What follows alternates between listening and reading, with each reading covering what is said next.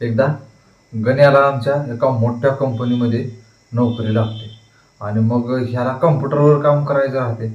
आधीच ह्याला सांगितलं होतं की काम आपल्या कंपनीत भरपूर आहे. गण्या म्हणला मी किती पण काम करायला तयार आहे म्हणतो. आणि मग पहिल्याच दिवशी गण्यानं असं काम केलं. 6 वाजता कंपनीतले सगळे घरी गेले तरी गण्या काम करत राहिला.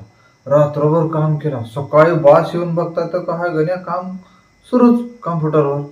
मग बॉस म्हणले आणि म्हणले तुम्ही एवढ्या सकाळी आले का कामाला? नाही सर म्हणतो मी कालपासून गेलोच नाही घरी म्हणतो. इथंच रात्रभर बसून काम केलं म्हणतो. काय काम केलं एवढं रात्रभर म्हणतो.